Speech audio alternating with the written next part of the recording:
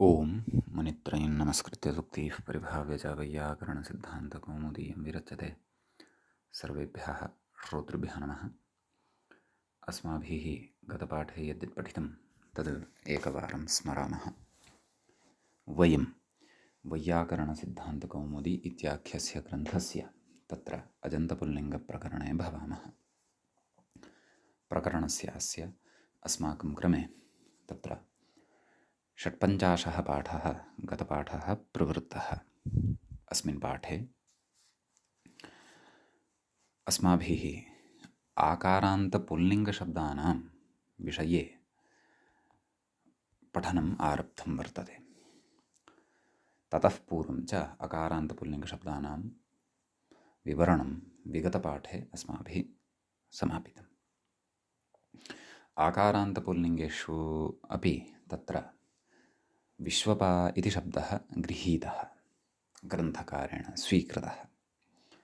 विश्वम्पाति इति विश्वपा इति तस्य विग्रहः, उपपदसमासः च तत्र भवति। उपपदमतिङ् इति अस्माभिः अग्रे पठिष्यते। तत्र विश्व इति कर्मणि उपपदे सति पा रक्षति इति धातोः विच् प्रत्ययः भवति इति सिद्धान्तः प्रतिपाद्यते। क्विप् प्रत्ययः तु अत्र न युक्तः इति च अस्माभिः व्याख्यायां पठितम्। यद्यपि उभयोः अपि सर्वलोपः भवति, तथापि प्रकृते विचः एव संगतिः वर्तते इति विविधान् पक्षान् विविधांश्च विचारान् आदाय अस्माभिः तत्र चिन्तनं कृतम्। ततश्च प्रथमविभक्तेः द्विवचने विश्वपौ इति रूपं साधितं, किञ्च बहुवचने विश्वपाः इति रूपं साधितम्। तत्र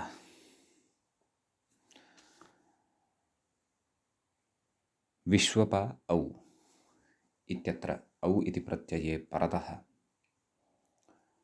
प्रथमयोः पूर्वसवर्णः इत्यनेन पूर्वसवर्णः प्राप्तः भवति। तस्य बाधनाय, तस्य निषेधाय दीर्घात् जसि च इति अस्माभिः अत्र सूत्रं पठितं। दीर्घात् जसि इति च परे पूर्वसवर्णदीर्घो न स्यात् इति च तस्य अर्थः अस्माभिः दृष्टः। ततः बहुवचनेपि एवमेव पूर्वसवर्णदीर्घः प्राप्तः, परन्तु तस्य दीर्घः जसि च इत्यनेन निषेधः भवति। अतः अकः सवर्णे दीर्घः इत्यनेन सवर्णदीर्घे सति विश्वपाः इत्येव रूपं भवति इति पठितम्। परन्तु तत्र कश्चन आक्षेपः उत्थितः यत् विश्वपा औ इत्यत्र पूर्वसवर्णदीर्घस्य निषेधाय तु नादिचि इति सूत्रमेव पर्याप्तम्। किञ्च बहुवचने पूर्वसवर्णदीर्घस्य निषेधः न कृतश्चेदपि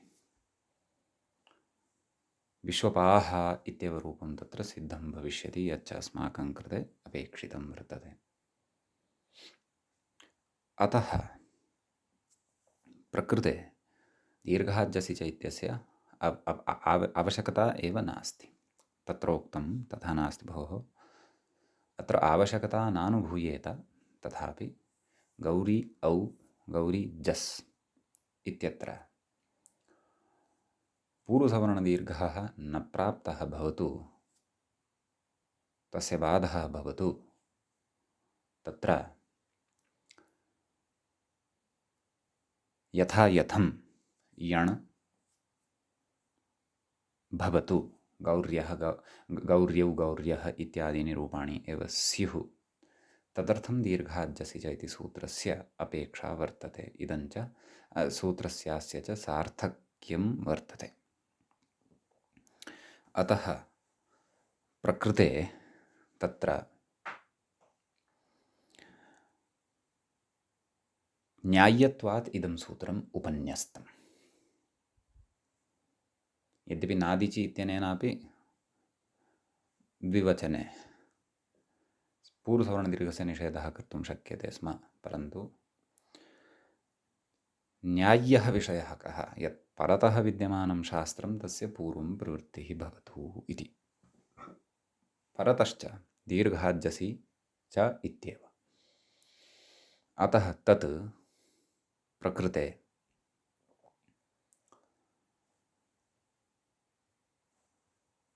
एव अस्माभिः सूत्रं प्रवर्तनीयं भवति इति सिद्धान्तः पठितः।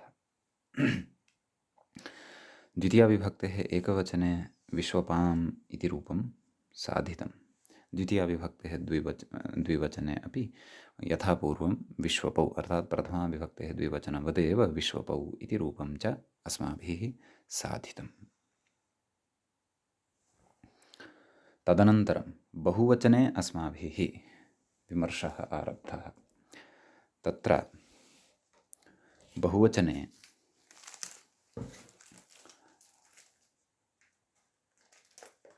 अस्माभिः सूत्रम् अग्रे पठनीयमस्ति इति उक्तं, परन्तु ततः पूर्वं तत्र उक्तं व्याख्याता, अपि च गतपाठस्य अन्तिमा पङ्क्तिः अपि गतपाठस्य अन्ते व्याख्यायाः पङ्क्तिः अपि एषा आसीत्। शशि विश्वपा अस् इति स्थिते पूर्वसवर्णदीर्घे प्राप्ते, पूर्वसवर्णदीर्घः अत्र प्राप्तो भवति शशि परतः, एवं खलु। तर्हि तत्र पूर्वसवर्णदीर्घः तु नापेक्षितः। यदि पूर्वसवर्णदीर्घः स्यात् तर्हि विश्वपास् तदनन्तरं तत्र तस्य सस्यऋत्वविसर्गे सति विश्वपाः इति अनिष्टं रूपं स्यात्। समीचीनम्। न केवलम् एतावदेव, कृतपूर्वसवर्णदीर्घात् परस्य विद्यमानस्य सकारस्य तस्मात् छसो नः पुंसि इत्यनेन सूत्रेण नकारादेशः अपि स्यात्। तर्हि विश्वपान् इति रूपं स्यात्। तत्तु अनिष्टं, तच्च रूपम् अस्माकं नापेक्षितं। प्रयोगस्तु अपेक्षितः विश्वपः इति। तर्हि तत्र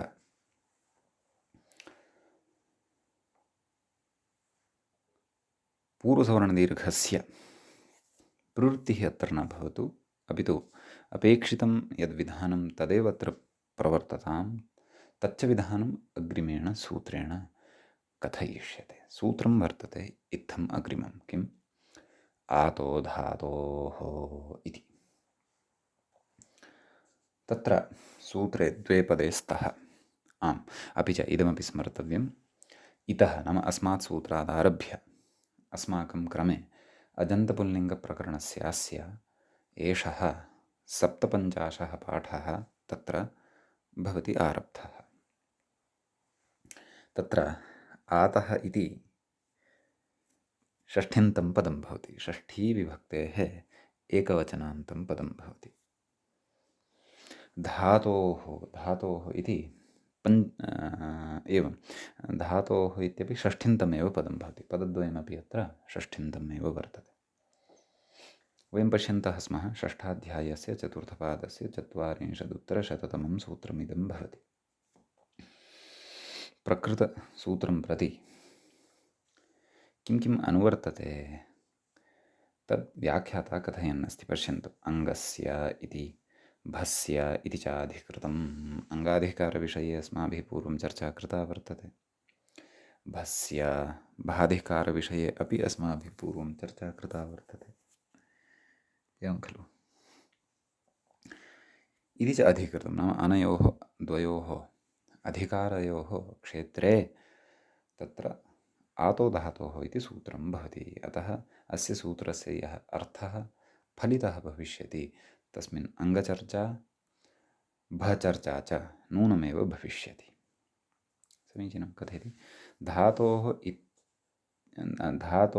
इति आतः इति षष्ठ्यन्तेन विशेष्यते इति। नाम सूत्रे धातोः इति यत् पदं वर्तते तत्पदं विशेष्यपदं वर्तते। आतः इति च पदं षष्ठ्यन्तं वर्तते, तत्पदं विशेषणं पदं भवति। कथयति तदन्तविधिः। अतः अत्र अकारान्तः धातुः यः वर्तते तस्य इति एतादृशः अर्थः येन विधिस्तदन्तस्य इति सूत्रानुसारं लब्धो भवति। समीचीनम्। अग्रे कथयति अल्लोपो नः इत्यतः लोपः इत्यनुवर्तते। अल्लोपो नः इत्यस्मात् सूत्रात् लोपः इत्यस्य पदस्य अनुवर्तनं भवति। सम्यक्। अग्रे कथयति तदाह न एतावत् सर्वं मनसि कृत्य सूत्रार्थं कथयति। अकारान्तो यः इति अलोन्त्यस्य इति मूले पश्यन्तु। अकारान्तो न आकारान्तो, आकारान्तः। आकारान्तः यः धातुः तदन्तस्य भस्य अङ्गस्य, एवं खलु अङ्गत्वमपि तस्य अपेक्षितं।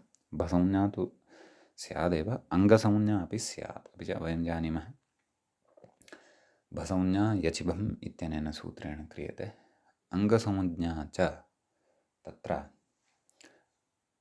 यस्मात् प्रत्ययविधिस्तदादिप्रत्ययङ्गम् इत्यनेन क्रियते। सम्यक्। मूले पश्यन्तु। आकारान्तः यः धातुः तदन्तस्य, नाम तदन्तस्य कस्य? आकारान्तस्य धातोः। एवं खलु भस्य अङ्गस्य, नाम भसंज्ञकं यदङ्गं तस्य लोपः स्यात्, तस्य लोपः भवति इत्युच्यते। सम्यक्। तर्हि परतः अत्र किं भविष्यति इति तु स्वयमेव विषयः स्पष्टः भवति। कश्चन असर्वनामस्थाने यजादिप्रत्ययः परतः अत्र अपेक्षितः वर्तते। सम्यक्। अत एव तत्र किमित्युच्यते, भसंज्ञा प्राप्तुं शक्यते, अन्यथा भसंज्ञायाः प्राप्तिरेव अत्र न स्यात्। समीचीनं। कथयति अग्रे अलोन्त्यस्य। कथयति व्याख्याता अन्त्यस्य आकारस्य लोपः इति शेषः। नाम अन्त्यः यः अकारः वर्तते तस्य नैव आकारः यः वर्तते तस्य आकारस्य लोपः एतेन भवति इति। तर्हि पश्यन्तु, अस्माकं सविधे सा सर्वापि स्थितिः लब्धा वर्तते। षष्ठी द्वितीयाविभक्तेः बहुवचनं भवति। विश्वपा इति शब्दः सविधे अस्ति। तस्मात् परतः अजादिप्रत्ययः अस् अर्थात् शसः सकाशात् लब्धः अस् अपि वर्तते। अतः विश्वपा इत्यस्य भसंज्ञा अपि अस्ति, तत् अङ्गम् अपि वर्तते। समीचीनं। तच्च तत्र भसंज्ञकम् अपि वर्तते। अतः तस्य यः आकारः वर्तते अन्त्यः, नाम अलोन्त्यस्य इति परिभाषाबलात् तस्य अङ्गस्य अन्त्यः यः वर्तते आकारः, तस्य आकारस्य लोपः भवति इति। ततः तत्र विश्वप्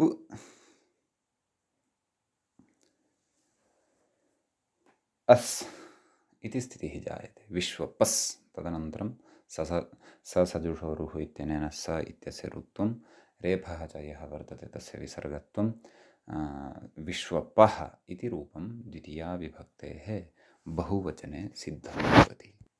समीचीनम्। अग्रे किं कथयति पश्यन्तु। मूले पश्यन्तु। विश्वपा तृतीया विभक्तेः एकवचनम् अस्ति। विश्वपा टा, टा इत्यस्य आ इति अवशिष्यते, वयं जानीमः। अतः तत्रापि आतो धातोः इत्यनेन सूत्रेण भसंज्ञकस्य, भसंज्ञा अपेक्षिता, तदर्थं च अजादिः अथवा यकारादिः प्रत्ययः परतः अपेक्षितः। तृतीया विभक्तेः एकवचने अपि यकारादिः एव प्रत्ययः परतः भवति, सः च आ इति। अतः प्रकृते विश्वपा इत्यत्र पकारात् परतः विद्यते यः आ इति वर्णः, तस्य वर्णस्य लोपः भवति। विश्वप् आ मेलनेन विश्वपा इत्येव तृतीया विभक्तेः एकवचने रूपं भवति। सम्यक्। अग्रे कथयति विश्वपाभ्याम् इत्यादि मूले मूले पश्यन्तु विश्वपाभ्याम् इति कथयति अभत्वात् आल्लोपो नेति भावः अभत्वात् आल्लोपः न इति भावः नाम प्रकृतेभ्यामि परतः विश्वपा इत्यस्य आ इत्यस्य लोपः कर्तुं न शक्यते कुतः यतोहि तस्य भसंज्ञा एव नास्ति कस्य नास्ति विश्वपा इत्यस्य नास्ति कुतः यतोहि परतः भ्यां प्रत्ययः वर्तते भ्यामि परतः तु तत्र एषा संज्ञा न भवत्येव भसंज्ञा न भवत्येव अतः विश्वपाभ्यां मेलनं प्रत्ययमेलनेन प्रकृतिप्रत्ययोः सम्मेलनेन विश्वपाभ्याम् इत्येव रूपं तत्र भवति इति भावः समीचीनं ततः बहुवचनं भवति विश्वपाशब्दात् भ्यस् प्रत्ययः भवति मूले विश्वपाभ्याम् इति दत्तमस्ति तदनन्तरम् उक्तमस्ति इत्यादि इति तत्र व्याख्याता कथयति विश्वपाभिः विश्वपे विश्वपः विश्वपोः विश्वपां विश्वपी विश्वपासु नाम इमानि रूपाणि अपि ग्राह्यानि तत्र विश्वपाभिः इति व्याख्यात्रा यदुक्तं तत् तृतीयाविभक्तेः एकवचनान्तं भवति तस्य च अस्माभिः व्याख्यानं कृतमेव तदनन्तरं चतुर्थी विभक्तेः एकवचने व्याख्याता रूपं दत्तमस्ति विश्वपे तदपि पूर्वदेव तत्र ज्ञे प्रत्ययः परतः भवति इति कृत्वा विश्वपा ए इत्यवस्थायाम् आतो धातोः इत्यस्य सूत्रस्य प्रवृत्त्यर्थं यानि यानि निमित्तानि अपेक्षितानि भवन्ति तानि सर्वाणि अपि अत्र लभ्यन्ते इति कृत्वा विश्वपा इत्यत्र यः आकारः तस्य आकारस्य लोपः भवति अतः विश्वप् ए विश्वपे इति रूपं सिद्धं भवति द्विवचने पूर्ववत् विश्वपाभ्यां भ्यामि परतः बहुवचने भ्यस् प्रत्ययः परतः भवति अत्र निमित्ताभावे नाम भसंज्ञा न भवति विश्वपा इत्यस्य यचिभम् इत्यनेन यतोहि यजादिप्रत्ययः परतः नास्ति इति कृत्वा अतः आतो धातोः इत्यनेन आ इत्यस्य लोपः भवति विश्वप् भ्यस् नैव आतो धातोः इत्यनेन लोपः न भवति विश्वपाभ्यस् विश्वपाभ्यः सस्य ऋत्विसर्गे सति तदेव विश्वपाभ्य इति रूपं सिद्ध्यति इति भावः तदनन्तरम् अग्रे रूपं लिखति व्याख्याता विश्वपः पञ्चमी विभक्तेः एकवचने इदं रूपं भवति तत्र ङस् प्रत्ययः भवति तस्य अस् इति अवशिष्यते विश्वपा अस् इत्यवस्थायां तत्र विश्वपा इत्यत्र पकारात् परतः यः आ इति वर्णः वर्तते तस्य आतो धातोः इत्यनेन लोपः भवति अतः विश्वपु अस् विश्वपस् सुप्रत्ययः सस्य ऋत्विसर्गे सति विश्वपः इति रूपं सिद्धं भवति समीचीनम् तदनन्तरं पञ्चमी विभक्तेः द्विवचनं रूपं विश्वपाभ्यां पूर्वदेव भवति भ्यामि परतः बहुवचने विश्वपाभ्यः पूर्वदेव भवति भ्यसि परतः षष्ठी विभक्तेः एकवचने अपि विश्वपः इत्येव रूपं भवति यतः ङस् प्रत्ययः भवति तस्य अस् इति अवशिष्यते अन्याः सर्वाः अपि प्रक्रियाः पञ्चमी विभक्तेः एकवचनवत् भवन्ति विश्वपः इति रूपं सिद्धं भवति तदनन्तरं षष्ठी विभक्तेः द्विवचनस्य रूपं व्याख्यात्रा दत्तम् अस्ति किं विश्वपोः तत्र विश्वपा ओस् इति भवति अजादिप्रत्ययः परतः वर्तते अतः यचिभम् इत्यनेन भसंज्ञा भवति विश्वपा इत्यस्य आतो धातोः इत्यस्मै सूत्राय यानि यानि निमित्तानि अपेक्षितानि भवन्ति तानि सर्वाणि अपि अत्र उपलब्धानि भवन्ति इति कृत्वा आकारस्य लोपः भवति विश्वप् ओस् विश्वपोस् इति तत्र सिद्धं भवति सस्य ऋत्विसर्गे सति विश्वपोः इति रूपं लभ्यते बहुवचनस्य रूपं व्याख्यात्रा दत्तम् अस्ति किं विश्वपाम् इति तत्रापि विश्वपा इति शब्दात् आम् इति प्रत्ययः परतः विधीयते।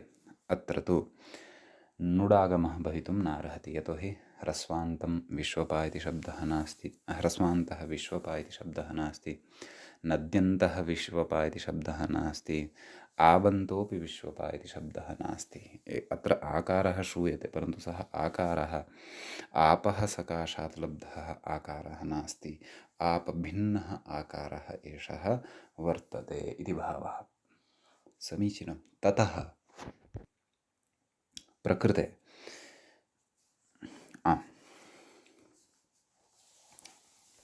विश्वपा आम् इति स्थितिः भवति। अत्र आतो धातोः इत्यनेन आ इत्यस्य लोपः भवति। विश्वप् आम् इत्यवस्थायां मेलनेन विश्वपाम् इत्येव प्रयोगः तत्र षष्ठीविभक्तेः द्विवचने भवति इति अस्माभिः विषयः स्पष्टः कर्तव्यः। सप्तमी विभक्तेः एकवचनस्य रूपं दत्तवान् अस्ति विश्वपि। अत्रापि विश्वपा इत्यस्मात् शब्दात् तत्र ङि प्रत्ययः परतः भवति, तस्य इ अवशिष्यते, अतः यचिभम् इत्यनेन सूत्रेण तस्य भसंज्ञा भवति। अत्रापि भसंज्ञा भवति इति कृत्वा आतो धातोः इत्यनेन आलोपः भवति। विश्वप् इ विश्वपि मेलनेन विश्वपि इति रूपं तत्र सिद्धं भवति। द्विवचने तत्र विश्वपा ओस् यथा षष्ठीविभक्तेः द्विवचने प्रयोगः साधितः, तद्वत् अत्रापि विश्वपा ओस् इत्यवस्थायाम् आकारस्य लोपः भवति। लोपे सति आतो धातोः इत्यनेन विश्वप् ओस् विश्वपोस् सस्य ऋत्विसर्गे सति विश्वपोः इति रूपं तत्र सिद्धं भवति। एवमेव च तत्र सप्तमी विभक्तेः बहुवचनस्य रूपमपि दत्तवान् अस्ति विश्वपासु इति। तत्र विश्वपा इति शब्दः भवति इत्युक्तमेव, तस्मात् सुप् इति प्रत्ययः भवति। विश्वपा सुप् इत्यवस्थायां सुपः सु अवशिष्यते। विश्वपा सु मेलनेन विश्वपासु इति रूपं तत्र सिद्धं भवति। समीचीनम्। आकारान्तशब्दविषये तर्हि एषः विशेषः अधुना दृष्टः। केचन विशेषाः अत्र इतोपि सन्ति वक्तव्याः। व्याख्याता कथयति अग्रे, एवं शङ्खध्मादय इति मूले पश्यन्तु। एवं शङ्खध्मादयः नाम एते नाम यथा विश्वपा शब्दः साधितः, तद्वद् शङ्खध्मा इत्यादयः शब्दाः अपि अस्माभिः साधयितुं शक्यन्ते। तत्र शङ्खध्मा इत्यत्र व्युत्पत्तिं कथयन् अस्ति व्याख्याता। यथा शङ्खध्मा इत्यस्य रूपस्य इत्यस्य प्रयोगस्य रूपाणि अस्माभिः साधितानि, विश्वपा इत्यस्य यथा रूपाणि साधितानि, तद्वदेव शङ्खध्मा इत्यस्यापि रूपाणि तत्र भवन्ति। अतः तस्य व्युत्पत्तिं कथयति ग्रन्थकारः। पश्यन्तु, शङ्खेन शङ्खं वा धमति, नाम उभयथापि विग्रहः शक्यते। तत्र शङ्खेन धमति अथवा शङ्खं धमति, सः शङ्खध्माः भवति इति। सम्यक्। तत्र कथयति ध्मा शब्दाग्निसंयोगयोः, कः धातुः अत्र ध्मा इति। ध्मा शब्दाग्निसंयोगयोः पूर्ववत् विच् क्विब् वा। पूर्वं मतद्वयं पठितं खलु, केषाञ्चन मते विच् भवति, केषाञ्चन मते क्विप् भवति। अतः पूर्ववत् नाम विश्वपा इत्यस्मिन् शब्दे यथा केषाञ्चन मते विच् प्रत्ययः अस्माभिः दृष्टः, केषाञ्चन मते च क्विप् प्रत्ययः दृष्टः। अतः तद्वदेव नाम पूर्ववदेव अत्रापि विच् प्रत्ययः अथवा क्विप् प्रत्ययः अस्माभिः विधेयः। अर्थात् उभयोरपि यदि विधानं कृतं नाम विच् वा अथवा क्विप् वा कृतः स्यात् सर्वलोपः भवति उभयोरपि। अतः शङ्खध्मा इति अत्र मूलशब्दः सिद्धः भवति इति। समीचीनम्। अतः शङ्खध्माः, शङ्खध्मौ, शङ्खध्माः, शङ्खध्मां, शङ्खध्मौ, शङ्खध्मः। अग्रे शङ्खध्मा तृतीया, शङ्खध्मे चतुर्थी, शङ्खध्मः पञ्चमी, शङ्खध्मः षष्ठी, शङ्खध्नि सप्तमी एवं रीत्या तत्र सर्वाणि रूपाणि अपि च द्विवचने बहुवचने चापि रूपाणि अस्माभिः विश्वपाशब्दपदे एव अत्र ज्ञातव्यानि। समीचीनम्। अग्रे कथयति आदिना सोमपादिसङ्ग्रहः इति कथयति। आदिशब्देन सोमपा इत्यादीनां शब्दानामपि अत्र सङ्ग्रहः ज्ञेयः। नाम आदिशब्देन नाम सोमपा इत्यादीनाम् आकारान्तानां विषये शब्दानां विषये अपि इत्थमेव ज्ञेयम् इति भावः। समीचीनं। तत्र कथयति सोमं पिबतीति सोमपाः। नाम सोमपा इति शब्दस्य रूपसिद्धिं कुर्वन्नस्ति। तर्हि तत्र सोमं पिबति इति सोमपाः सर्वाणि रूपाणि पूर्ववदेव भविष्यन्ति। सोमः तत्र औषधविशेषः भवति वैदिके वाङ्मये। ततः च अग्रे कथयति कीलालं पिबति इति कीलालपाः। कीलालोपि कश्चन तत्र द्रव्यविशेषः एव भवति। तस्य पानं यः करोति सः कीलालपाः इति भवति। तत्र यथा पा रक्षणार्थकः धातुः भवति तद्वद् पा इति पानार्थकोऽपि धातुः भवति इत्यपि वयं जानीमः। समीचीनं। ततः प्रकृते अग्रे कथयति वारिपर्यायेषु व्याख्यातारं पश्यन्तु। वारिपर्यायेषु पयः कीलालाम् पयः कीलालम् अमृतम् इत्यमरः। नाम वारिपर्यायेषु नाम कीलालशब्दः जलपर्यायः वर्तते। वारि इति शब्दस्य पर्यायवाचकः वर्तते। कः? पयःशब्दः कीलालशब्दः। समीचीनम्। अतः कीलालं पिबति कीलालपः। कीलालपः तर्हि कः? अर्थात् जलस्य पानं यः करोति, वारिणः पानं यः करोति सः। अग्रे च कथयति मधु पिबति इति मधुपाः इत्यादि। नाम मधु पिबति इत्यस्मिन् विग्रहे तत्र मधुपाः इति तत्र प्रयोगः भवति विश्वपा इति शब्दवत्। तत्र पा इति धातोः कप्रत्यये पक्षे मधुपः इत्यपि प्रयोगः अकारान्तः भवितुमर्हति। यतोहि गतदिवसे अस्माभिः वासरूपो स्त्रियाम् इति सूत्रेण तत्र नाम तस्य सूत्रस्य स्मरणं कृतं। नाम तत्र कृत्सु असरूपः विधिः अपवादः विकल्पेन भवति इति तत्र अस्माभिः पठितं। विशेषेण विस्तरेण च सा व्यवस्था अस्माभिः कृत्सु एव पठिष्यते इत्यपि स्मर्तव्यं। समीचीनम्। इति तत्र उक्तं। इत्यादि आदिशब्देन एतावन्ति अन्यानि अपि उदाहरणानि अस्माभिः अत्र निर्मातुं शक्यन्ते। न केवलानि एतावन्ति एव, इतः अतिरिक्तानि अपि उदाहरणानि अस्माभिः अत्र साधयितुं शक्यन्ते इति। मूले एतावद् उक्त्वा अग्रे प्रत्युदाहरणानि कानिचन अत्र उपस्थाप्यमानानि वर्तन्ते। तत्र सर्वादौ पृच्छति किं धातोः किमिति इति। नाम सूत्रे उक्तं खलु आकारान्तः यः धातुः, एवं खलु, तदन्तस्य भस्य अङ्गस्य लोपः स्यात् इत्युक्तं खलु। अतः तत्र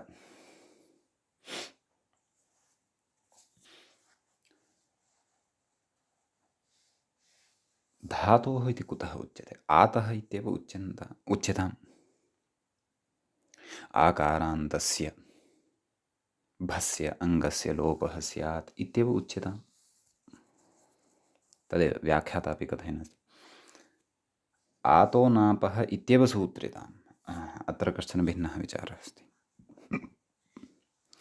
आतो नापः इत्येव सूत्रिताम्। धातोः एतदर्थमुच्यते खलु यत् आकारान्तानां शब्दानां आकारान्तेषु शब्देषु ये शब्दाः आबन्ताः वर्तन्ते, अर्थात् आप् इति स्त्रीप्रत्ययः भवति। एवं खलु। टाप् चाप् डाप् एते त्रयः स्त्रीप्रत्ययाः स्त्रीप्रत्ययप्रकरणे पठिष्यन्ते। समीचीनं। तर्हि तेषु तत्र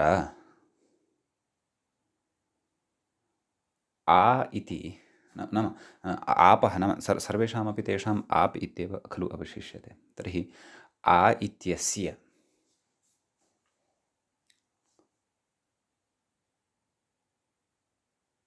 लोपः स्त्रीप्रत्ययभूतस्य, आ इति स्त्रीप्रत्ययभूतस्य, आ इत्यस्य यद् मया उक्तं तेन स्त्रीप्रत्ययभूतम् आ इति, नाम आपः सकाशात् यः आ इति लब्धो भवति तस्य स्त्रीप्रत्ययभूतस्य अथवा स्त्रीप्रत्ययसकाशात् लब्धः यः आ इति वर्तते तस्य लोपः यथा न स्यात्। यतः पश्यन्तु, आप् इति तु स्त्रीप्रत्ययत्रयेऽपि समानं वर्तते। टाप् चाप् डाप् सर्वत्र आप् आप् आप् इति अवशिष्यते। यद्यपि पकारस्यापि इति संज्ञा भवति, तत्र आ इत्येव अवशिष्यते। टित्कर्णस्य डित्कर्णस्य चित्कर्णस्य तु तत्र तत्र प्रयोजनानि प्रभूतानि वर्तन्ते। समीचीनं। तर्हि तत्रोच्यते यद्भोः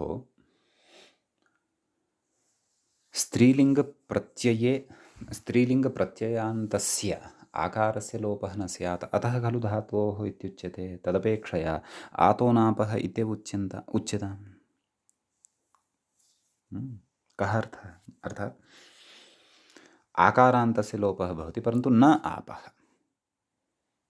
नाम आब्रूपः नाम स्त्रीप्रत्ययान्तरूपः यः आकारः वर्तते तस्य लोपः न भवति इत्येव उच्यताम्। कुतः? धातोः इत्यस्य ग्रहणं तत्र कर्तव्यं। धातोः इति ग्रहणस्य का वा अपेक्षा? अपेक्षा नास्ति खलु इत्यस्ति उच्यमानम्। कथयति? तावदैव रमा इत्यादि आबन्तेषु लोपव्यावृत्तिरिति प्रश्नः इति। तदेव यः विषयः मया उक्तः। नाम एतावदेव यदि वदन्ति तर्हि तावता एव प्रकृते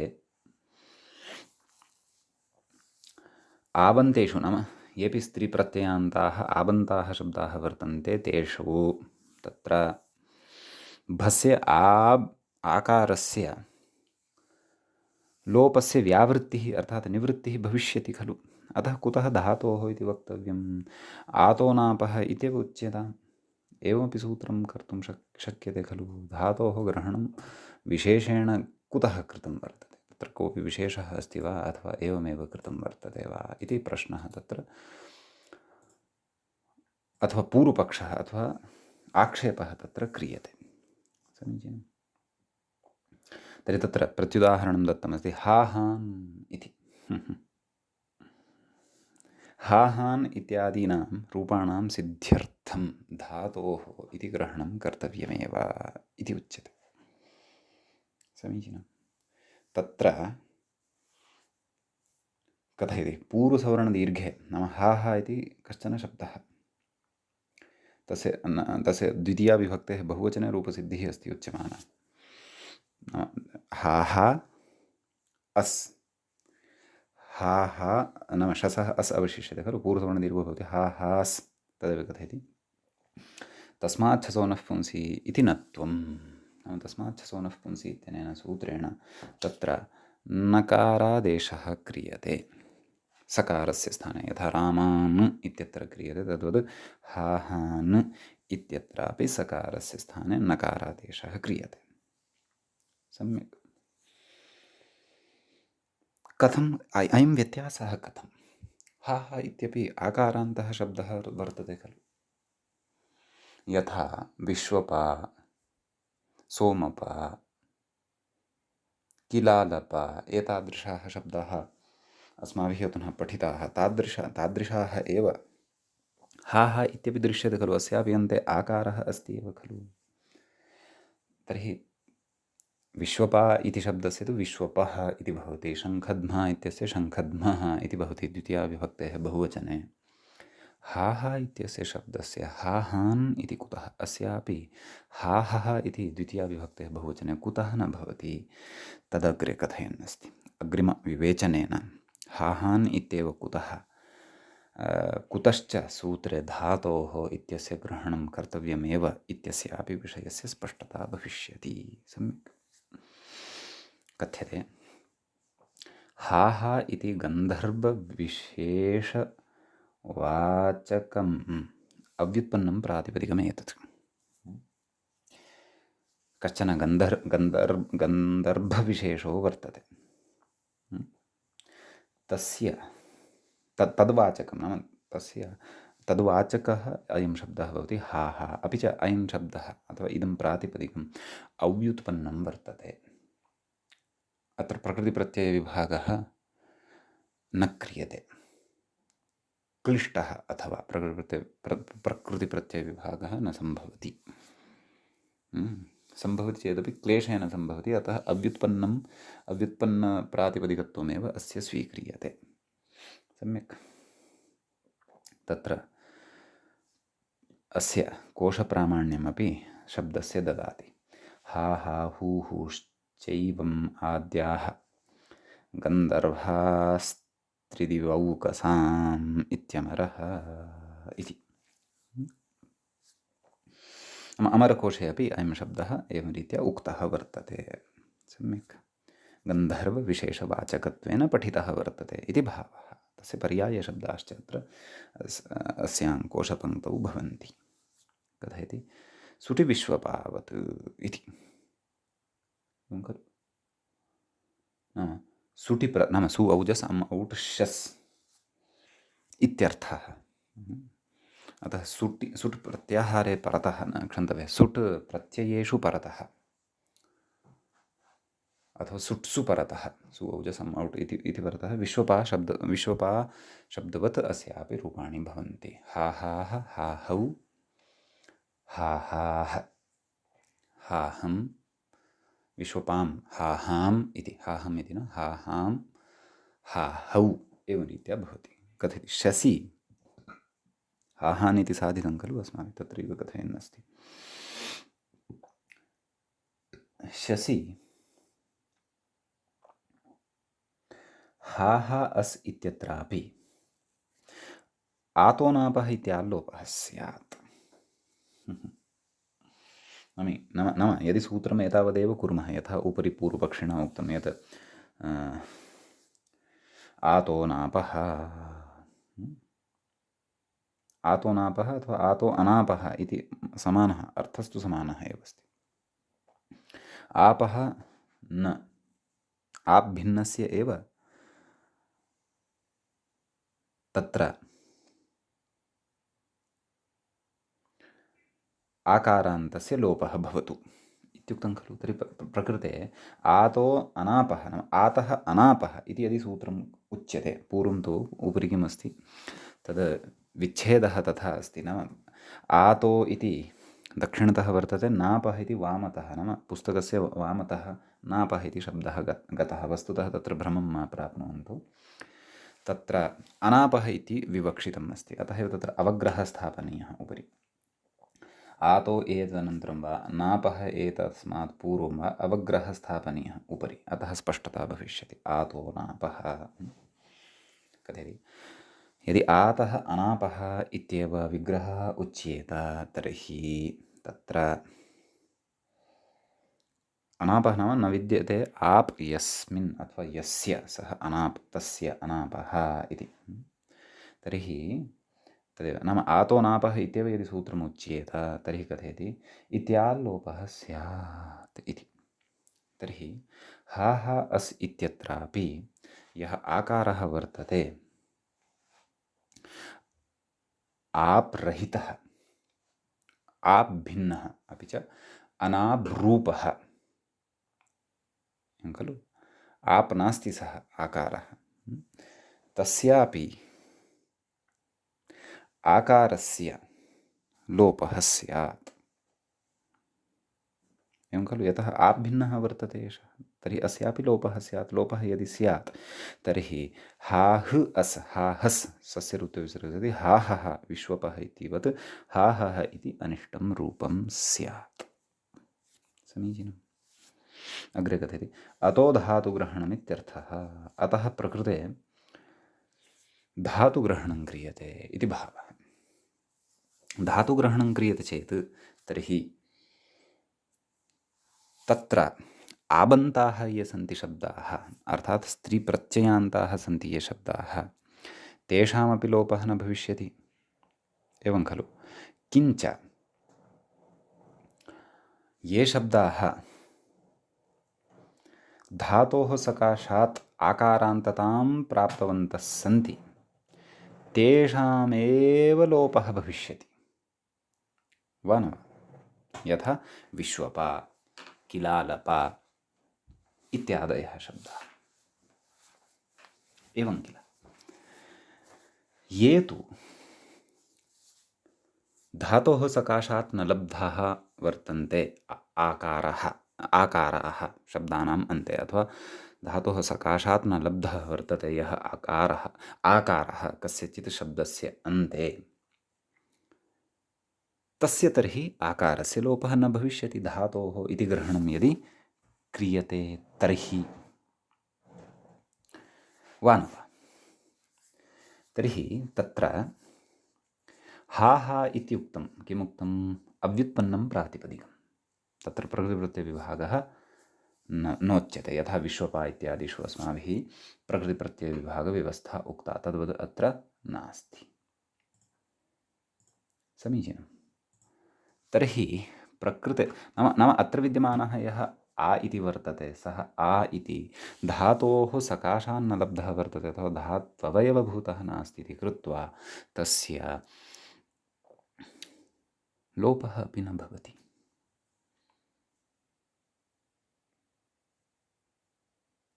एवं खलु? यदि तु अनापः इत्युक्तं, नाम आभिन्नस्य आकारस्य लोपः भवति, तर्हि हा हा इत्यत्रापि आभिन्नः एव आकारः वर्तते खलु? तर्हि तस्यापि लोपः स्यात्। अनापः इत्युक्ते नाम इति उक्ते सति विश्वपाः,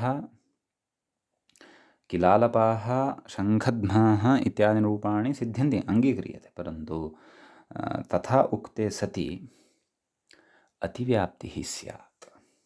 हा हा इत्यत्रापि आकारस्य लोपः स्यात्। अतः हा हा इत्यत्रापि आकारस्य लोपः न स्यात्। विश्वपा इत्यादौ लोपः स्यात् शसि परतः। आबन्तानामपि लोपः यथा न स्यात्। तदर्थं धातोः इति ग्रहणं यदि क्रियते तर्हि सर्वाणि अपि रूपाणि यानि अपेक्षितानि वर्तन्ते तानि लप्स्यन्ते। अनिष्टता च या कापि नैव प्रसरिष्यति। एवं खलु? अतः प्रकृते धातोः इति ग्रहणमेव वरं विचिन्त्य एव सूत्रकारेण कृतं वर्तते इति भावः। सम्यक्। तृतीयाविभक्तेः एकवचने कथयति, मूले पश्यन्तु। टा सवर्णदीर्घ इति तत्र व्याख्याता कथयति, पश्यन्तु। टा इति अविभक्तिकनिर्देशः। नाम मूले टा इति अविभक्तिकनिर्देशः कृतः वर्तते। नाम अयं एतादृश अविभक्तिकनिर्देशः प्रक्रियादशायां न दुष्यति। नाम प्रक्रियादशायां तत्र दोषाय न भवति। प्रक्रियां सूचयितुम् एतादृशः अविभक्तिकः निर्देशः स्पष्टतार्थं कर्तुं शक्यते, दोषो नास्ति। सम्यक्। अन्यथा तु अपदन्न प्रयुञ्जीत इति अस्ति साक्षात् ऋषीणाम् आज्ञा। समीचीनम्। अग्रे कथयति तृतीया एकवचने सवर्णदीर्घः इत्यर्थः। हा हा टा तस्य आ अवशिष्यते, सवर्णदीर्घः भवति, हा हा इत्येव रूपं भवति। विश्वपा इत्यत्र तु किं भवति स्म? तत्र तु नाम आ इत्यस्य आतो धातोः इत्यनेन लोपः भवति स्म। अयं भेदः अस्ति। अत्र सवर्णदीर्घो भवति। अग्रे कथयति एवम् अग्रेपि योज्यम् इति। अग्रे नाम तृतीया बहुवचने तत्र तृतीया द्विवचने हाहाभ्याम् इति रूपं, तृतीया बहुवचने हाहाभिः इति रूपं च अवगन्तव्यं। वृद्धिस्तु नाम चतुर्थी विभक्तेः एकवचने पश्यन्तु किं कथयति मूले। ङे वृद्धिरिति व्याख्याता कथयति, मूले कथयति ङे वृद्धिः हा है तद् व्याख्याता स्पष्टीकुर्वन् वर्तते। हा हा ए इति स्थिते वृद्धिरेचि इति वृद्धिरित्यर्थः, नाम वृद्धिरेचि इत्यनेन सूत्रेण वृद्धिः भवति। अतः हा हा ए इति प्रयोगद्वयम् अपि मेलयित्वा हा है अत्र नाम तदेव आतो धातोः इत्यस्य प्रवृत्तिः भवितुं नार्हति, यतोहि एषः धात्ववयवभूतः आकारः नास्ति। अपि च अस्य अतः एव च अस्य लोपः न भवति। अतः हा हा ए इत्यवस्थायां वृद्धिरेच् इत्यनेन वृद्धिः भवति, अतः हा है इति रूपं भवति। सम्यक्। अन्यथा हा हे इति भवति स्म विश्वपे इति वत्, यदि धातोः इति ग्रहणं न कुर्मः स्म। सम्यक्। अग्रे कथयति तर्हि चतुर्थी विभक्तेः द्विवचने हा हाभ्यां, बहुवचने हा हाभ्यः, पञ्चमी विभक्तेः एकवचने कथयति तत्र व्याख्याता पश्यन्तु। ङसिङसोरिति मूलं प्रति इङ्गितं करोति। मूलं च पश्यन्तु किमुक्तं। ङसिङसोः दीर्घः नाम ङसिङसोः परतोः दीर्घः भवति इत्यर्थः। सम्यक्। तर्हि हा हा अस् अकस्सवर्णे दीर्घः इत्यनेन दीर्घः भवति तावदेव। दीर्घे सति हा हास् सस्य ऋत्विसर्गे सति हा हाः इति रूपं सिद्धं भवति। द्विवचने अत्रापि हा हाभ्यां भवति, बहुवचने हा हाभ्यः इति भवति, षष्ठी विभक्तेः एकवचने अपि हा हाः इत्येव भवति। तत्र व्याख्यातारं पश्यन्तु। हा हा अस् इत्यत्र सवर्णदीर्घ इत्यर्थः, नाम पञ्चम्यामपि एषा पङ्क्तिः सङ्गता भवति, षष्ठ्यामपि एषा पङ्क्तिः सङ्गता भवति। षष्ठी विभक्तेः एकवचने अपि ङस् इत्यस्य अस् इति अवशिष्यते, अतः हा हा अस् हा हास् सस्य ऋत्विसर्गे सति हा हा हा इति रूपं तत्र सिद्धं भवति। ततः अग्रे कथयति ओसि वृद्धिरिति मूले पश्यन्तु। ओसि वृद्धिः हा हौः तदेव हा हा ओस् व्याख्याता कथयति हा हा ओस् इत्यत्र वृद्धिरेचि इति वृद्धिरित्यर्थः। सम्यक्। तत्र हा हा इति शब्दात् ओस् इति प्रत्ययः षष्ठी विभक्तेः द्विवचने परतः भवति। अत्रापि आतो धातोः इत्यनेन आलोपः न भवति इति कृत्वा वृद्धिरेच् इत्यनेन वृद्धिरेव भवति। अतः हा हौस् इति स्थितिः जायते, सस्य ऋत्विसर्गे सति हा हौः इति रूपं तत्र सिद्धं भवति। बहुवचने हा हा आम् इत्यवस्थायां सवर्णदीर्घः भवति, हा हाम् इति रूपमेव तत्र भवति इति। समीचीनम्। अग्रे कथयति ङौ आदोण इति मूले पश्यन्तु। ङौ आदोणः हा हे तत्र हा हा इति शब्दः ङि प्रत्ययः परतः भवति। अत्रापि आतो धातुः इत्यनेन आलोपः न भवति, अतः हा हा इ इत्यवस्थायाम् आदोणः इत्यनेन गुणः भवति। व्याख्याता च तत्र कथयन्नस्ति हा हा इ इत्यत्र आद्गुणः इति गुणः एकारः इत्यर्थः, नाम एकारः इत्याख्यः गुणः भवति इति भावः। अतः हा हा ए हा हे इति रूपं सिद्धं भवति। द्विवचने षष्ठी द्विवचनवत् हा हौः इति प्रयोगः भवति। बहुवचने च विश्वपासु इति रूपवत् हा हासु इति प्रयोगः च अत्र भवति इति। हा हा शब्दविषये कश्चन विशेषः अत्र वर्तते। समीचीनम्। इदानीम् आकारान्तानां विषये प्रायशः मुख्यः विषयः उक्तः अस्ति। केचन शास्त्रीयाः विचाराः इतोपि अवशिष्टाः भवन्ति, अथवा शास्त्रीयाः प्रयोगाः इतोपि केचन तत्र अवशिष्टाः भवन्ति। तान् प्रयोगांश्च तत्र एकया पङ्क्त्या अग्रे कथयन्नस्ति ग्रन्थकारः। किं कथयति पश्यन्तु। यद्यपि ततः पूर्वम् एकां पङ्क्तिम् इतोपि उक्तवान् अस्ति मूले, शेषं विश्वपावत्, नाम एतानि स्थलानि विहाय यानि स्थलानि हा हा इति शब्दविषये मूले उक्तानि, तानि स्थलानि विहाय अन्यत्र, नाम अन्यासु विभक्तिषु परतः हा हा शब्दः विश्वपा इति शब्दवत् भवति इति अर्थः। समीचीनम्। ततः अत्र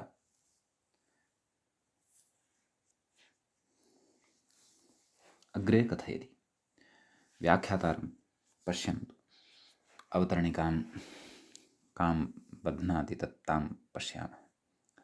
कथयति, त्वा श्ना इति प्रत्ययौ आकारान्तौ विश्वपावत् इति। समीचीनं। त्वा इति प्रत्ययः वर्तते, तस्य आकारः अन्ते वर्तते खलु।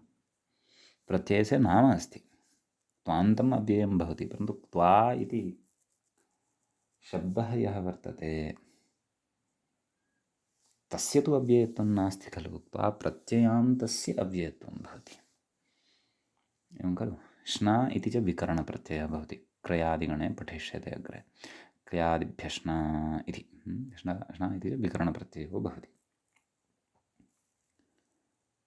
श्ना इति प्रत्ययो आकारान्तौ विश्वपावत्, नाम एतौ द्वौ प्रत्ययौ स्तः। पाणिनेः अष्टाध्याय्यां श्रूयेते एतौ प्रत्ययौ।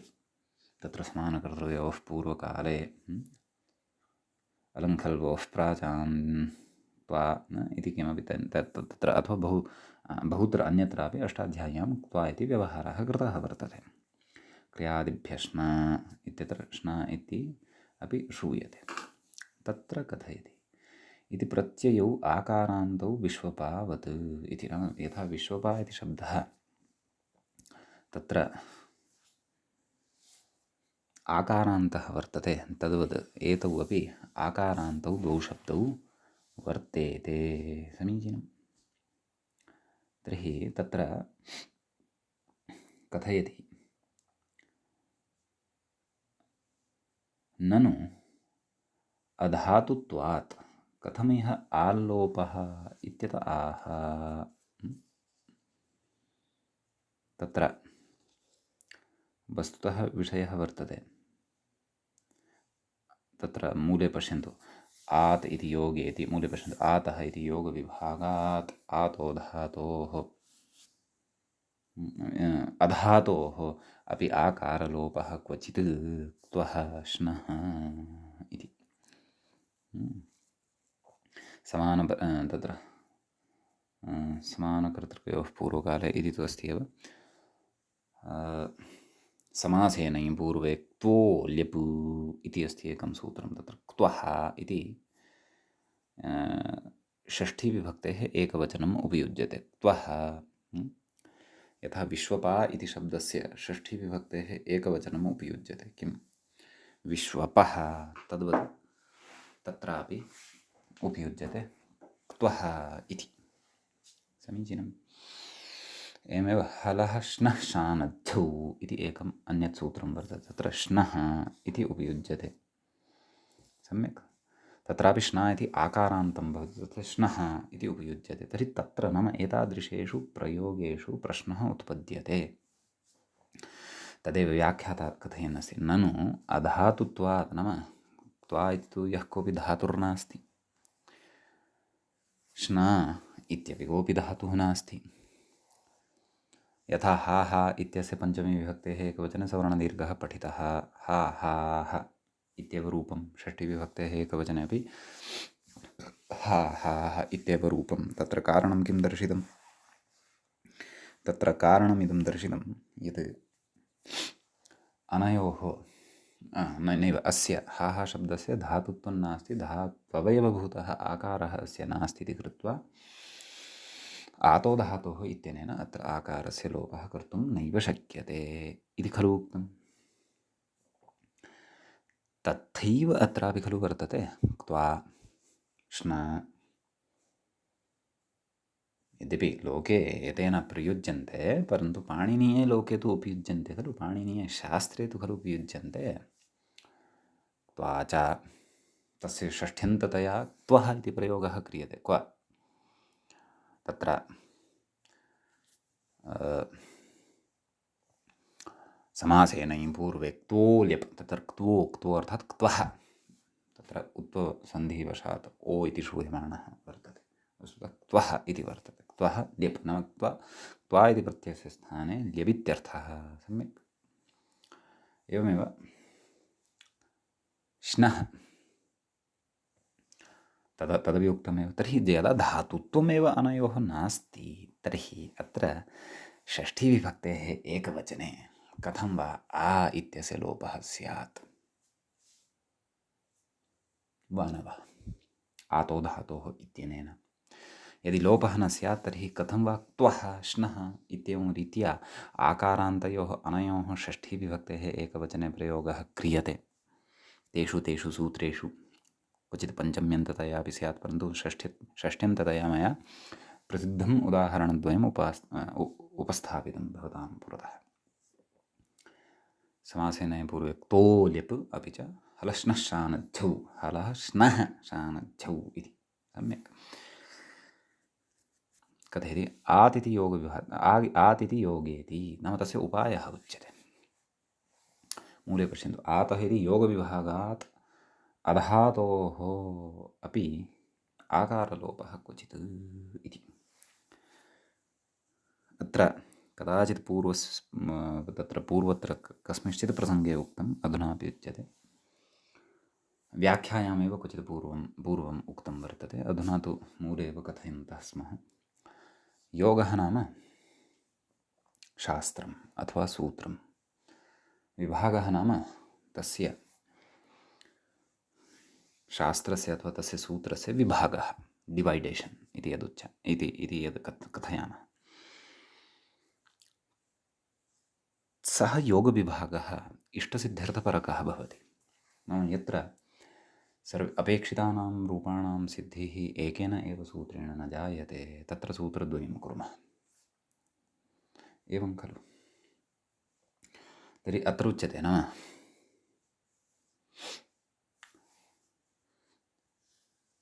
आतः इति एकं सूत्रं क्रियतां, धातोः इति अपरं सूत्रं क्रियतां। तदेव व्याख्याता कथयन्नस्ति। आतो धातोः इत्यत्र आतः इति विभज्यते, नाम आतः इति एकं विभागं कुर्मः, आतः इति एकं सूत्रं कुर्मः। तस्य अर्थः च कः भविष्यति? कथयति अग्रे। आकारान्तस्य भस्य अङ्गस्य लोपः स्यात् इति अर्थः इत्यर्थः। आकारान्तं यद् भम् अथवा यदङ्गं भसंज्ञकं तस्य लोपः स्यात् इति अर्थः तस्य कर्तव्यः। तर्हि प्रथमस्य सूत्रस्य एतावान् यः अर्थः लब्धः तेन किं? तेन कथयति, तेन क्त्वः श्नः इति शशिरूपं सिद्ध्यति। शशि वा अथवा षष्ठीविभक्तेः एकवचने, पञ्चमीविभक्तेः एकवचने वा, यतः एषु त्रिषु स्थलेषु सर्वत्रापि अस् इत्येव अवशिष्यते वा न वा? प्रथमाविभक्तेः द्विवचने शस्यः वर्तते, तस्यापि अस् इत्येव अवशिष्यते। ङसि ङस् अनयोः अपि अस् इत्येव अवशिष्यते। कथयति इति शशिरूपं सिद्ध्यति, न क्त्वः श्नः इति शशि परतः अथवा ङसि परतः अथवा ङस् प्रत्यये परतः। सम्यक्। एवं रीत्या रूपं सिद्ध्यति। सम्यक्।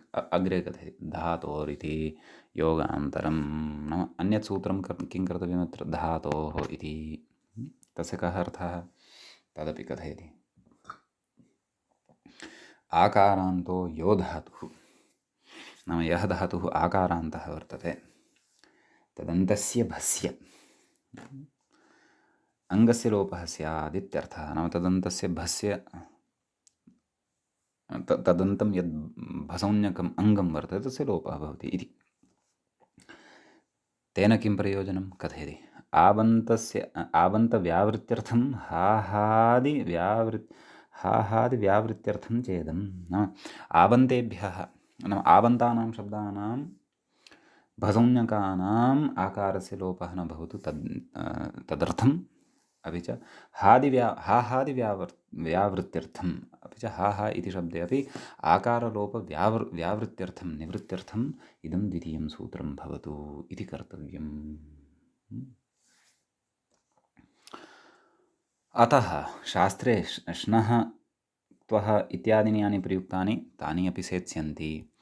अपि च यत्र यत्र आलोपः नापेक्षितः तानि अपि सेत्स्यन्ति इति अत्र उच्यमानं वर्तते। एतं पक्षम् एतं विषयं पुनः स्मरन्तः वयम् अग्रिमे पाठे पुनः अत्र विचारं कृत्वा आकारान्तान् उपसंहरिष्यामः। अद्य तावत् एषः पाठः अत्रैव सम्पन्नः भवति। अत्रैव मङ्गलं कुर्मः। मुनित्रयं नमस्कृत्य उक्तिः परिभाव्य च वैयाकरणसिद्धान्तकौमुदीयं विरच्यते। सर्वेभ्यः श्रोतृभ्यः नमः।